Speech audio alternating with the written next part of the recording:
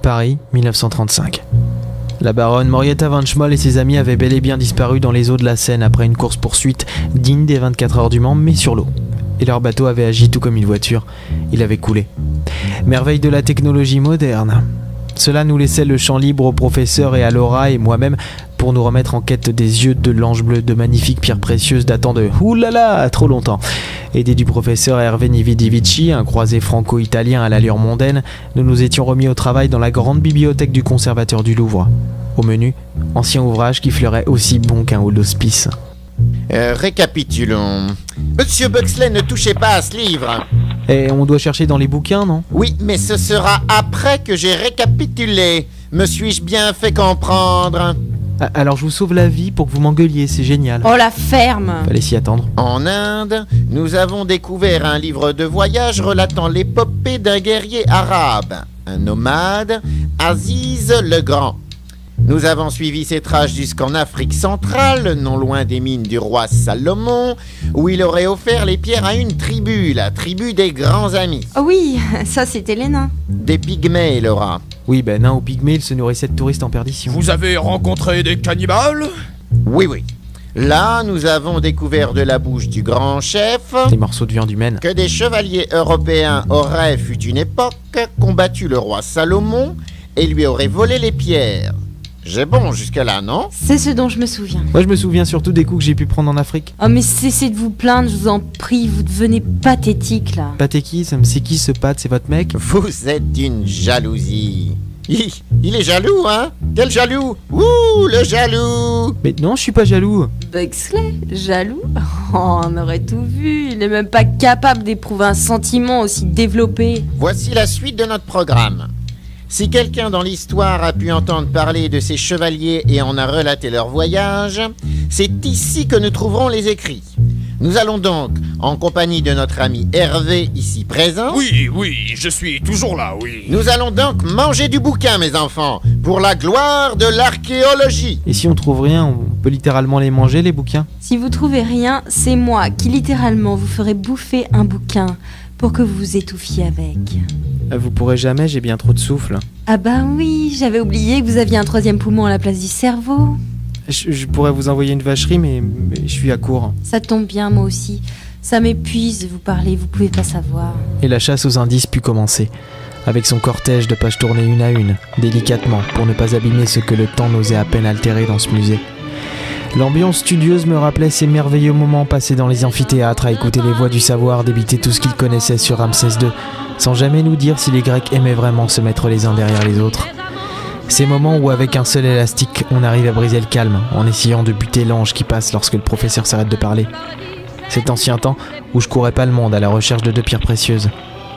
J'étais debout sur un escabeau contemplant l'étonnante rangée de livres qui s'offraient à moi, des reliures les plus dorées aux couvertures les plus craquelées. Relevant le coin de mon feutre d'un geste du pouce, je contemplais les ouvrages sans y accorder tant d'intérêt en vérité. J'étais comme ailleurs, porté par des songes, rêvant à une salle de classe, tranquille, limite à se faire chier.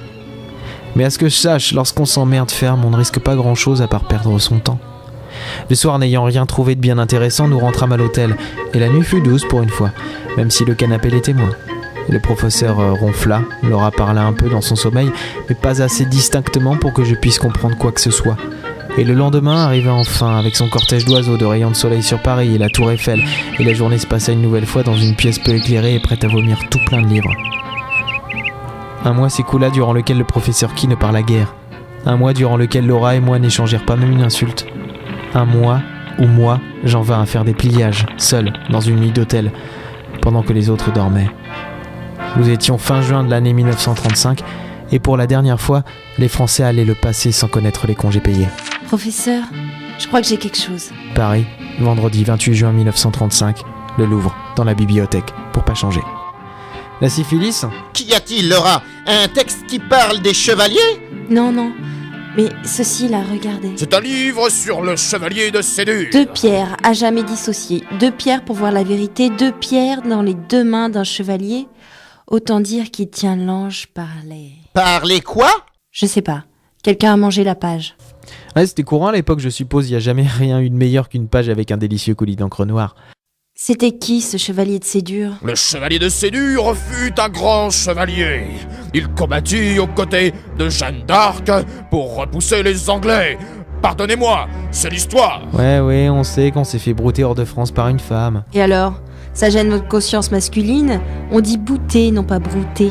Vous commencez sérieusement à me bouter, Laura. Si seulement je pouvais. On a très peu parlé du chevalier de Sédur, mais il aurait, paraît-il, été au service du Vatican plus que du roi de l'époque.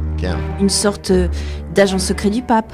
Waouh, avec des hosties qui sont en fait des armes et des chapelets qui servent à envoyer des messages en morse. Passez-moi le livre, Laura. Mais oui, il est bien question des pierres. Le chevalier aurait été en possession des pierres. C'est magnifique. Ouais, je fais un bond sur place tellement je suis content. Et je me sens tellement excité que je viens de me faire caca dessus.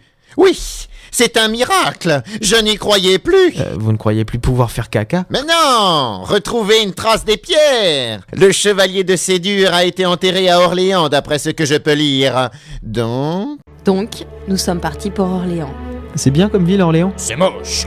Hervé, je vous remercie de votre aide. Vous nous avez été d'un grand secours. Merci pour tout.